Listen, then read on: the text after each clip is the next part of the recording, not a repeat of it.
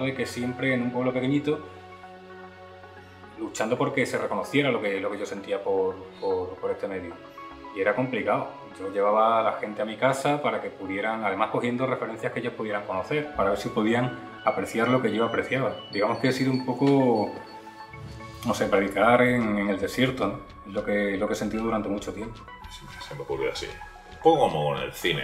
La juventud, están todos desquiciados porque, bueno, cada vez que sale un GTA y hay una polémica con el GTA o un juego especialmente violento, pues suele haber medios de comunicación que intentan cargar contra los videojuegos y cargarles de una responsabilidad y de un prever que la juventud va a salir todos descarriados por culpa de un juego.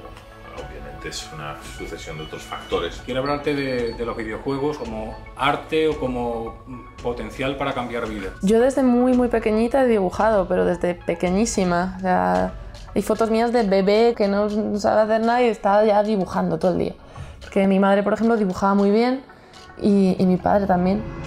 Y entonces mi madre siempre me dibujaba y me compraba muchos cómics. Mi primer cómic me lo compró con 2 años. Por un lado, me gustan mucho esos juegos que te dejan imaginar, que son una inspiración, la verdad, que a mí me han servido de inspiración para crear mi propio universo. Y eso lo hice mucho de pequeño. Esto te va a parecer raro, posiblemente que haga una comparación entre los videojuegos y alguien como Caravaggio, porque a mí me gustan los maestros antiguos. Pero curiosamente he notado que a mí lo que me gustaba los viejos juegos, pero por ejemplo eso del fondo negro, como la oscuridad que existía en esos juegos. Y no puedo dejar de pensar en Caravaggio también, alguien como Caravaggio o Rembrandt con esos fondos también muy oscuros que están llenos de misterio para mí también. Yo hice una ilustración para Nintendo, fue hacer Zelda, pero no era para un juego, era para la consola, iba forrada con una pegatina.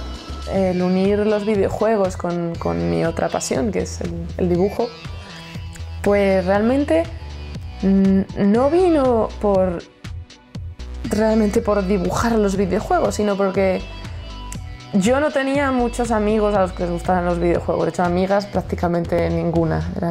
Solo coincidían gustos con los chicos. Como cuando conoces a una chica, puede ser un intentarlo, voy ganando, voy a darle un besito y la caga con ella.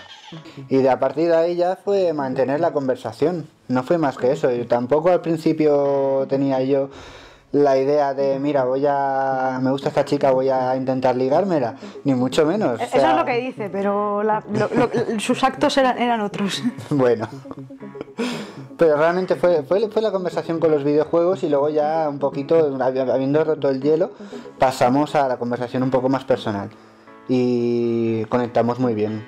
El nexo fue los videojuegos, pero luego ya las personas acabamos de enganchar. Nosotros hemos llegado pues, a hacer cosas con fibra de vidrio, resinas, cartón, incluso fibra de carbono. Estamos pensando hacer ahora unas espadas. Es que a cada traje nuevo que te planteas te sale un material nuevo por descubrir, porque una técnica que habías hecho con uno no te vale porque la pieza sea más grande, más pequeña, más frágil. Yo también, como sabrás, trabajo de electricista de coches, o sea, de mecánico de coches. Claro, hace un par de años, 3, ya un poquito más incluso, empezó la movida del tuning de coches, de meterle luces, neones, bueno, ya temas de audio, a tocarlos estéticamente en la plancha. Claro, supongo que esto pues, me hizo pensar, coño, ¿por qué no vamos a retocar alguna consola? O prazer que eu tenho do VJ, a minha relação com o VJ é muito próximo à relação que eu tinha anteriormente com videogames. Eu não ganho ou perco, mas por outro lado eu tenho o resultado do que eu estou produzindo, que pode ficar melhor ou pior.